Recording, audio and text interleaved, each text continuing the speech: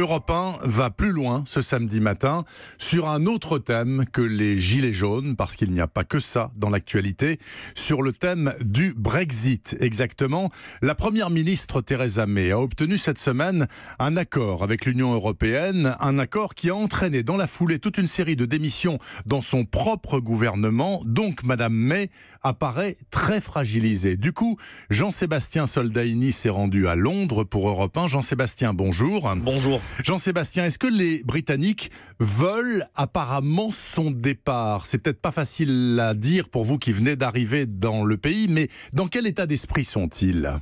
Eh bien, il faut admettre qu'ils sont un peu déboussolés, et ça, quel que soit leur camp. Le plus surprenant, c'est le discours des tenants d'un Brexit dur. C'est le cas de Simon. Il estime que l'accord obtenu par Theresa May est trop mou. Pourtant, il ne souhaite pas son départ. Si elle démissionne, ça me paraît impossible d'arriver à quelque chose de cohérent le jour où on atteindra la date officielle de sortie de l'Union. Mais si elle s'accroche, ce sera de plus en plus difficile pour elle de tenir son gouvernement. Pas de solution car vous n'avez plus de leader, lui répond en substance Andrew, qui lui souhaite rester dans l'Union. C'est la folie, c'est comme les enfants qui veulent quelque chose quand ils ont 6 ans. Ils ne prennent pas le pouvoir parce qu'ils ne savent pas quoi faire. Surtout Farage. Où est-vous, monsieur Farage?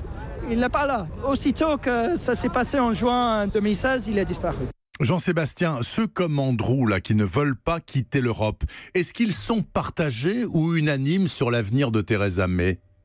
Oui, parce qu'ils espèrent que la stratégie de Theresa May est de laisser planer un doute avec cet accord qui ne satisfait personne. L'idée d'un nouveau référendum pourrait alors s'installer dans l'opinion, mais surtout, si les pro-européens ne demandent pas sa démission, et c'est le cas de Daniel, c'est par crainte d'un nouveau saut dans le vide. Le risque est de voir un partisan du Brexit dur à la place de Theresa May.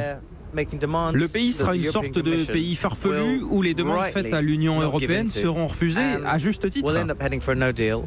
On va arriver à l'échéance sans aucun accord. C'est ce que les Brexiteurs veulent. Quitter l'Europe, quel qu'en soit le prix, c'est de la fiction. Au final, il y a le sentiment que personne ne veut prendre ses responsabilités, sauf Jeremy Corbyn, le leader travailliste, qui vise le poste de Premier ministre et qui espère surfer sur cette confusion. Jean-Sébastien Soldaini, donc envoyé spécial d'Europe 1 à Londres.